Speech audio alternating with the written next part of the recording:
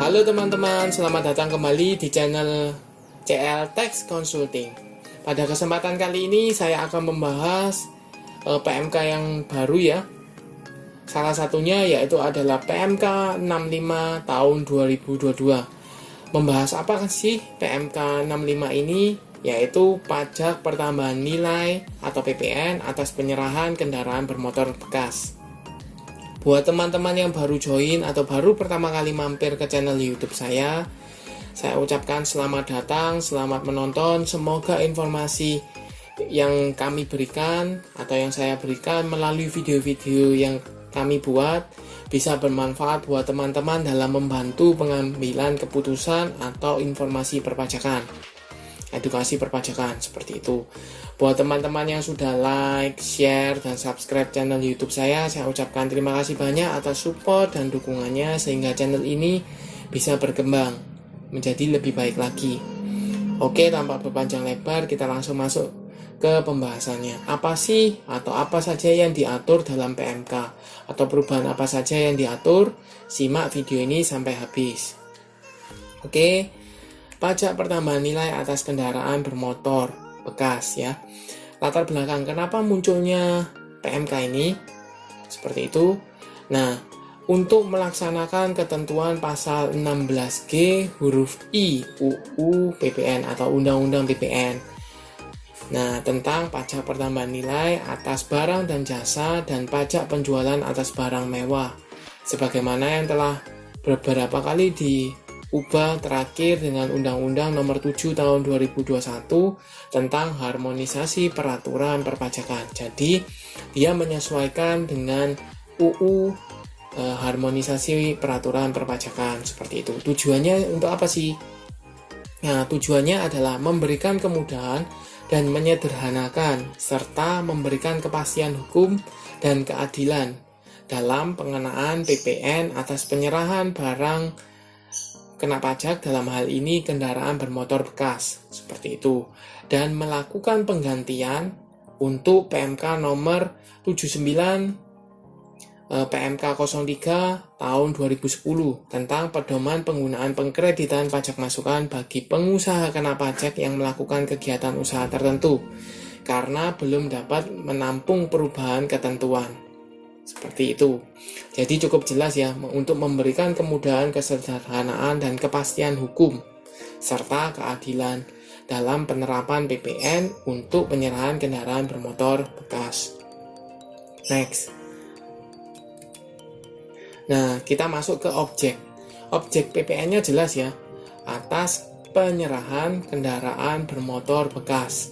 Mau mobil, mau sepeda motor, sama. Selama penyerahan kendaraan bermotor bekas bagi PKP ya, bagi PKP yang melakukan penyerahan kendaraan bermotor bekas seperti itu. Tetapi dengan catatan kendaraan bekasnya ini, kendaraan bermotor bekasnya ini bukan merupakan aktiva yang tujuan semulanya tidak untuk diperjualbelikan atau pasal 16D UU PPN. Jadi dipastikan dulu bahwa barangnya atau kendaraan bermotornya ini bukan merupakan aktiva yang tujuan awalnya tidak untuk dijual belikan seperti itu. Nah, kemudian peraturan ini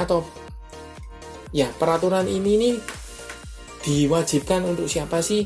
Bagi PKP yang melakukan kegiatan usaha berupa penyerahan kendaraan bermotor bekas ya. Jadi bagi PKP atau bagi pedagang yang PKP yang menyerahkan barang kena pajak berupa kendaraan bermotor bekas, maka wajib menerapkan PMK 65 ini. Seperti itu. Nah, poin apa sih yang berubah? Kalau secara umum kurang lebih sama ya, Mas Ian, tetapi yang berubah adalah besaran tarifnya. Kalau sebelumnya adalah dia pakai tarif 10% ya.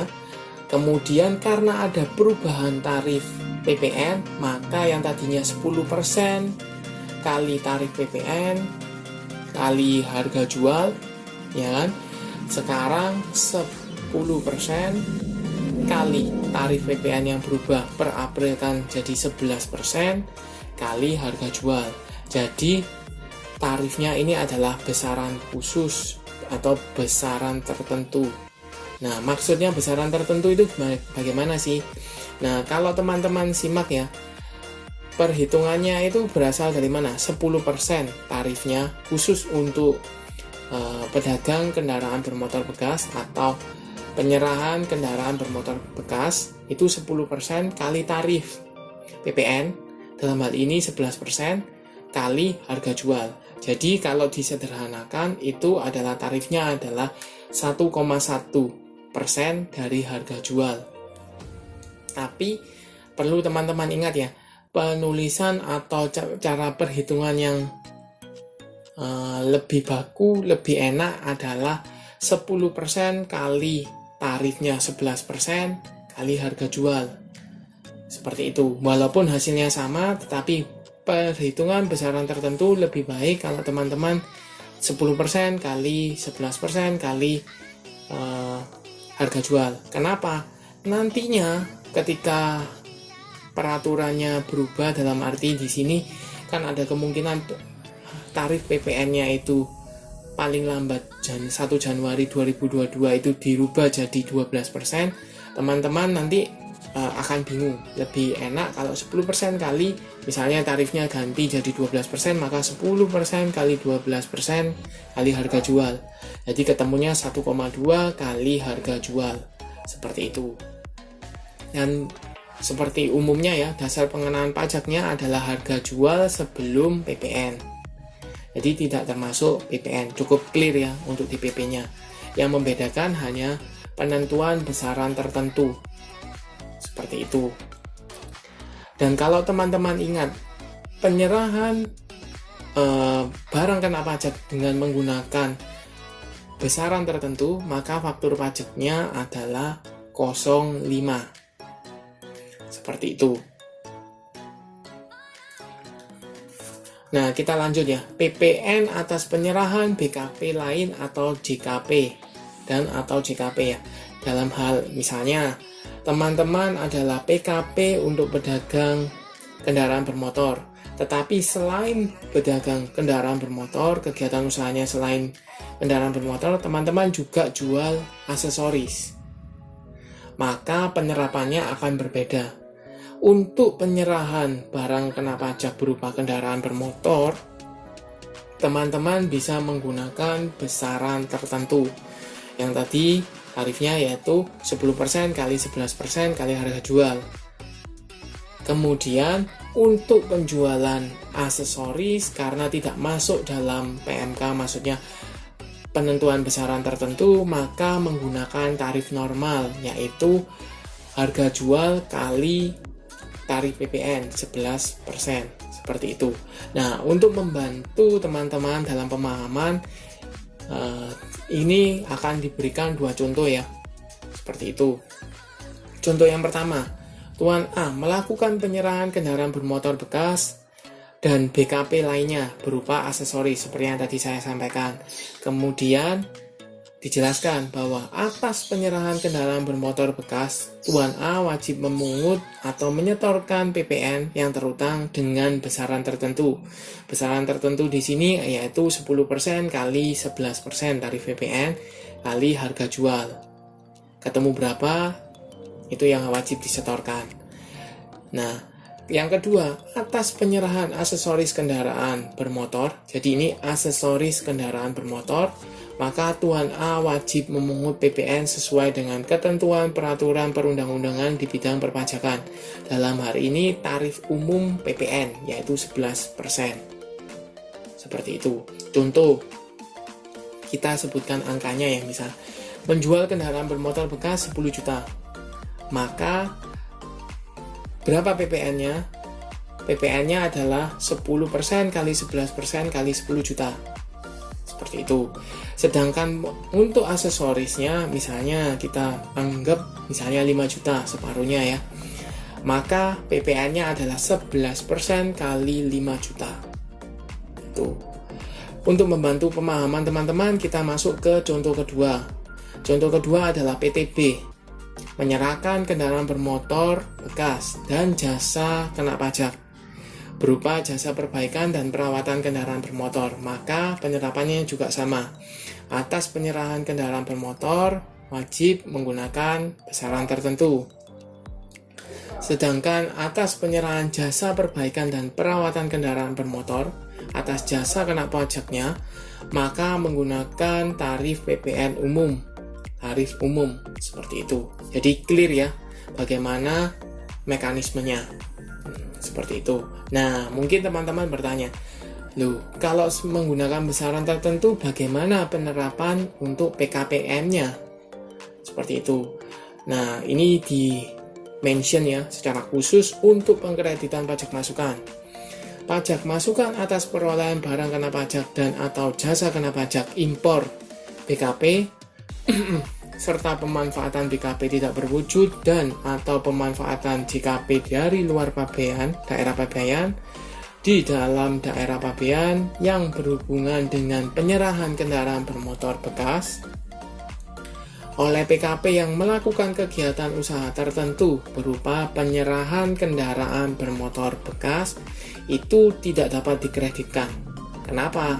Karena berkaca di peraturannya, yaitu jika menggunakan tarif besaran tertentu maka PM-nya tidak dapat dikreditkan karena tarifnya sudah tarif besaran tertentu, bukan tarif umum. Jadi mekanismenya bukan PKPM. Jadi PK-nya adalah harga jual kali 10% kali tarif PPN, seperti itu. Nah, mungkin teman-teman bingung ya, lebih dipahami bahwa kalau untuk kendaraan penjualan kendaraan bermotor PM-nya karena dia PK-nya menggunakan besaran tertentu maka PM-nya tidak dapat dikreditkan.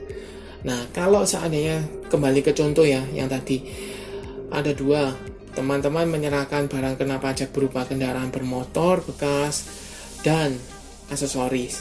Kalau teman-teman beli aksesoris mungkin dapat faktur pajak masukan, apakah mekanismenya tidak dapat dikreditkan juga?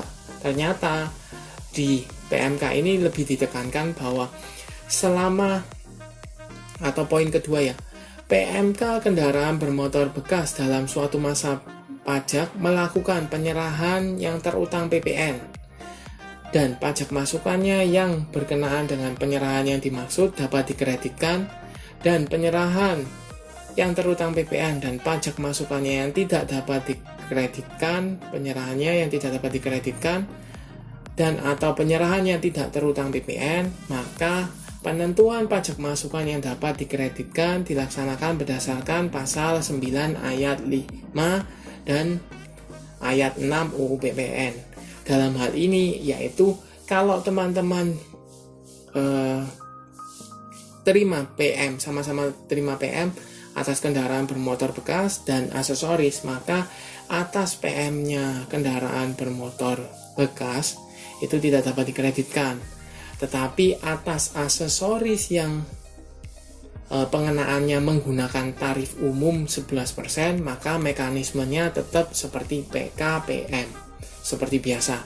Jadi ketika teman-teman pembelian aksesoris dapat PPN masukan, maka bisa dikreditkan sepanjang bisa dipastikan bahwa dia jualannya memang aksesoris, seperti itu. Jadi dibedakan mana yang barang kena pajak berupa kendaraan bermotor dengan yang aksesoris, seperti itu. Cukup clear ya. Nah, formulir SPT PPN yang dapat digunakan, kalau dulu itu menggunakan DM atau SPT masa PPN 111111 DM, sekarang menggunakan SPT masa PPN satunya 4 kali atau 1111. Tidak pakai DM, seperti itu. Hanya perubahan formulir saja. Jadi mulai April menggunakan SPT masa PPN normal, yaitu satunya 4 kali. Nah, kita masuk ke akhirnya ya. PMK yang dicabut dan dinyatakan tidak berlaku seperti yang tadi dijelaskan, yaitu PMK 79 tahun 2010. Jadi mekanisme pedoman perhitungan pengkreditan pajak masukan. Kalau dulu itu kan maksimal 80%, seperti itu.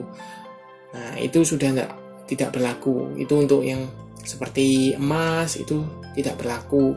Kemudian untuk kendaraan bermotor yang dulu itu 10%, tarifnya sekarang jadi 1%, seperti itu sudah dinyatakan tidak berlaku.